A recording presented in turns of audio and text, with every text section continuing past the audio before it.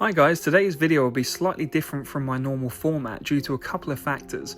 One is I'm in the middle of a house move and all my equipment is packed away, so this is being recorded and edited on my phone. And then the second is there's not as much substance here for me to get into a deep dive analysis like I do with my regular videos.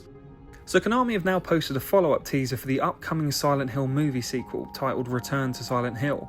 It's being written and directed by Christoph Gans, who made the first movie, and in my opinion isn't all that bad atmosphere and tone-wise. However, this thing was announced and teased over a year ago. You'd really think the marketing team would have something more to give us this much farther down the line than a 40-second teaser with no dialogue or setup. It's honestly like a Silent Hill seizure. I'll play the trailer through now so you can see it, then I'll break it down and the things I'm excited for and the areas I'm dreading the most.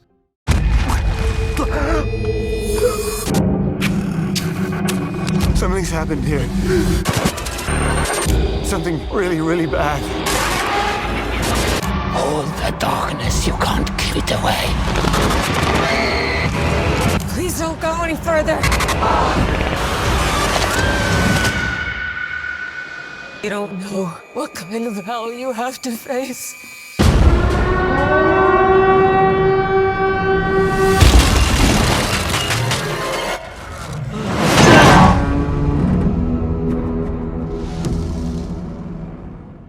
Okay, so let's get back to the start and break this down. First of all, there is no story set up in this trailer. It's just a guy awakes in Silent Hill, then a bunch of jump cuts happen and we get a date. What worries me is the complete lack of somber tone to this. The horror in Silent Hill 2, for those of you who may or have not played it, the horror was very underlying and obscured. It was very uncanny and unsettling without being super loud and in your face. However, this trailer seems to have the tone completely wrong, well from my perspective anyway. Or it could just be that the way the trailer is put together. Remember how mismarket the village was? Vision to settle here. Peace.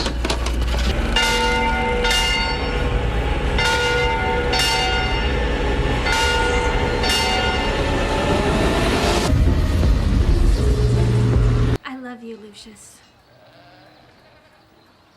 I love you. Like the day is long. I love you more than the sun and the moon together. And if you feel the same way, then we should not hide it any longer. It's a gift, love is. We should be thankful. We should bellow it out with all the breath in our lungs. Thank you. Thank you. Thank you. So let's look what someone who may not know much about Silent Hill 2 would take from this. We have an unnamed character waking up from what seems to be a shipwreck or like he's washed ashore. There's a CGI building on fire and there's loads of half a millisecond shots of shadows, creatures with claws that aren't from the second game, an army of nurses walking together, which again doesn't happen. And in Christoph's first movie, he showed that any sound they make, even to each other, causes them to slash out and accidentally kill one another. So how can they all be working together like this? How can they differentiate between their own sounds and the sounds of someone else?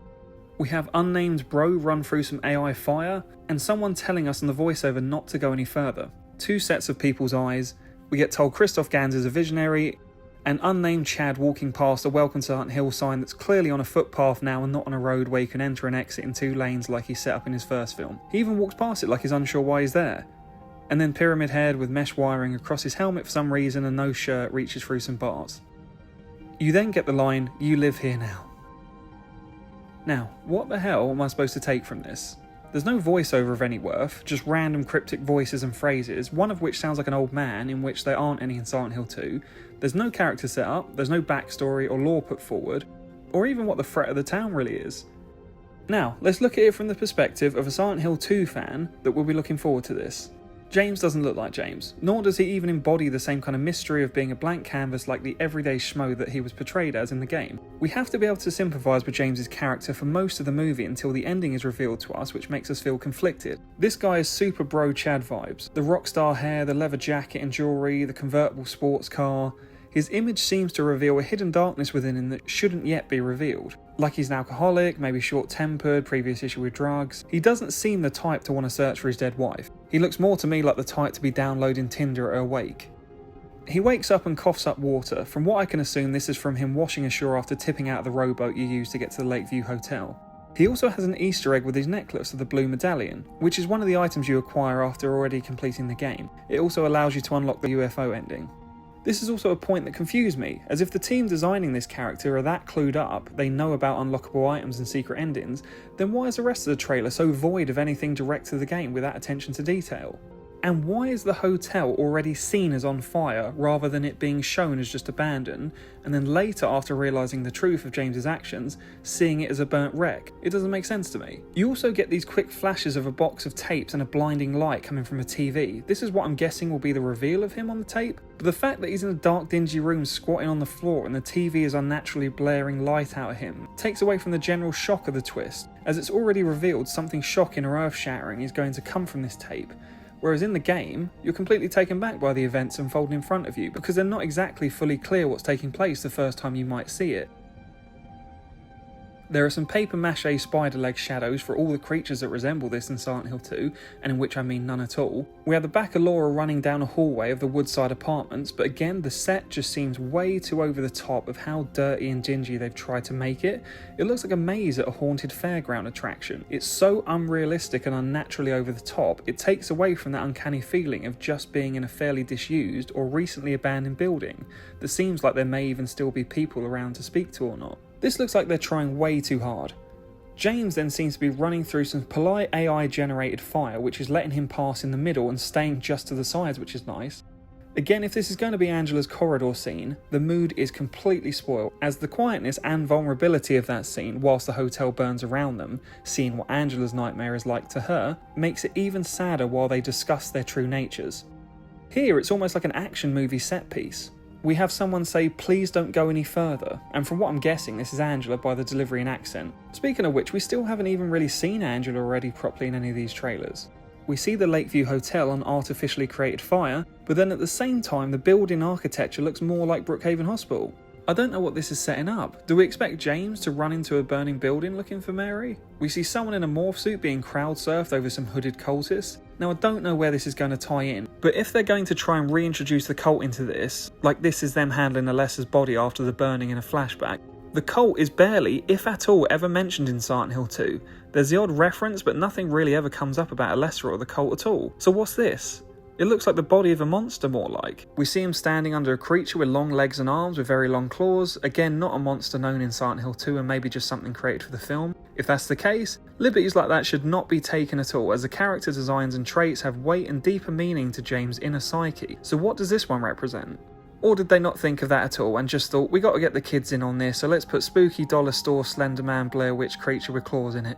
We see the town from afar with a setting sun orange glow that never happens in Silent Hill until Silent Hill 3, and it looks like they've tried to stick with the multiple dimension theory from the first film and make the flooring change to tiles and gratings, even though in Silent Hill 2 the outdoor environments never change to that like they do in Silent Hill 1 and 3. The only grating from memory is where you walk over the mandarins. We see a mannequin's head roll, which again just looks like they've ripped it out of Silent Hill 3 when you're in the hilltop centre, and there's that jump scare with the mannequin's head coming off. So they're already borrowing from other entries. We then see an army of nurses which doesn't occur in the game. I'm sure Chad Bro James will have an epic John Wick style fight with all of them at once so the Gen Z audience don't fall asleep after no action for 28.5 seconds. We see Maria's eyes and you can't even tell what the reflection is as it seems so blurred. We do see James's eyes tearing up as a drop of blood lands on his face, so I'm assuming it's a suspended gurney kill towards the end. They tell us that Christoph Gans is a visionary, but don't mention he made the first movie for some reason. Then James walks past a sign saying, "Welcome to Silent Hill," but remember at this point, he's unaware of the horror of the town. He only met Angela so far, who tells him it's dangerous, and he even says in the game he doesn't care if it is or not. He even seems confused or apprehensive about walking past it, like he's unsure why he's there. He goes there on purpose in the game, so why is he acting like this in the film? We then get the most uncreative and basic font for the logo, backed by a siren, that again only ever occurs once in Silent Hill 2 in the hospital after the Flesh Lips boss fight, and never again. We then get super buff jacked Pyramid Head with his new helmet, corrected to be squared at the end instead of pointed, which is a common mistake, but then going to the trouble of complicating the head more by adding other features that Masahiro Ito would have added if he wanted them to have that. Again, any change changes the initial intent of the characters, not just how cool they look or don't. Also, it's supposed to be a big jump scare when he reaches through the bars, but Pyramid Head is supposed to stalk James more than just lunge for him. The scariest part about that first encounter through the bars is that you don't know what he is or why he's there. He's just standing there completely still whilst the radio static grows, and you just stare at him in the red light, not knowing if this thing wants to kill you or not. And when he reaches through the bars and it cuts, he reaches directly above James's head, so it's not even like a cliffhanger moment like James is going to get grabbed, as he's not even on the right level to reach him. Let's talk about this "you live here now." What the fuck does that even mean to anyone? I kid you not, I've been playing and analysing Silent Hill 2 since 2003 or 4, and I've never once heard of this whole time loop theory that the remake put forward. But are Konami labelling this as canon now to put in the movie, like that's going to be the big twist? I don't really understand what authority Konami have to change the very base of the foundation of the story of Silent Hill 2 from the original writer's script. There's nothing in the original game to say that there's a time loop that keeps going round and round from what I understand. Everything is so integral that any change really affects how the overall story impacts the audience. It's so rushed as well, like it just looks like a mess, like it's half-baked and like it's just a student film or something experimenting with free AI software. This doesn't scream big production to me at all. The first movie looked very professional and expensive, and the CGI looks pretty decent still. This just looks like they're trying to avoid criticism by just showing very brief flashes of everything, so you don't really take it in all that properly. It's also being released in January and not October, which means even the studios or distributors have no faith in this at all. Now, the things I like are only encapsulated within the actual idea of Silent Hill 2 movie existing itself, not necessarily much of what is shown here until we get more substance. I've seen fan trailers and AI-made 90s looking VHS style Silent Hill 2 images showing what an early 2000s Silent Hill 2 film could have the potential to look like, and just that idea alone really excites me. The only thing is, when I first saw the Silent Hill movie, I got the impression they didn't really understand the source material very well. However, I have seen other interviews with Christoph Gans, and he speaks quite clearly and confidently on the story of Silent Hill 2 like he knows it inside and out. So I'm hoping that it's just mismarketing and the film ends up to be a lot more subtle than what this trailer is suggesting. However, lines like this do worry me.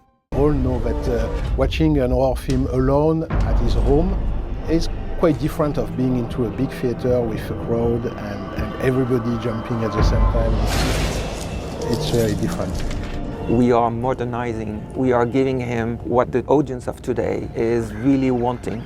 I'll wait and give it a fair shot when it's out, but within the next couple of months I really want to see how they handle the tone with a more in-depth longer trailer with more story beats and character showcasing. Until then, I'm very worried about how this is going to turn out. It currently screams to me as fanfic porn parody on AI software free trial.